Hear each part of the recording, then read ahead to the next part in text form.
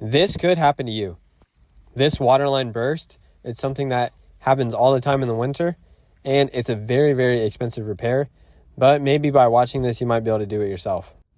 First thing I did once I saw where it was leaking, I turned the water off and also turned the power off to the water heater. With this being PEX, it is really easy to repair. And if you're wondering why I kept cutting it there, is because the pipe just was very brittle in that section from where it had frozen.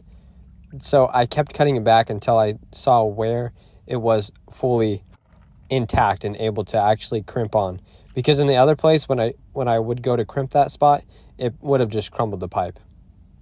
And yes, it's not ideal that I had to dip the water line into this water heater, but I didn't really have a choice since I was trying to get this water turned back on as quickly as I could for this customer.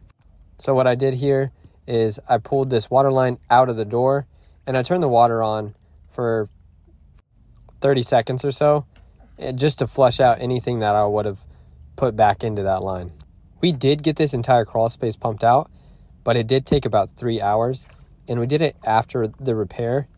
And this is kind of controversial, I guess, to some people. Most people would pump out before they made any repair, but this customer was really wanting her water on as soon as possible. So I just manned up and I had to take my boots off because I did not have rubber boots tall enough to keep my pants from getting wet.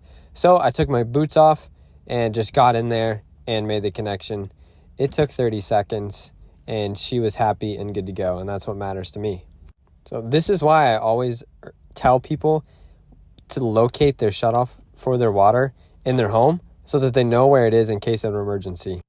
In this particular case, this customer had to wait 35 minutes for me to get there with the water running like that. All that water wasn't just pumping into this crawl space here. It was hitting against the sheathing going out of the house. It actually poured out of the house. That's why the water meter was full of water. And it got their bedroom wet. But if you enjoyed this, please leave a like and subscribe. Thanks.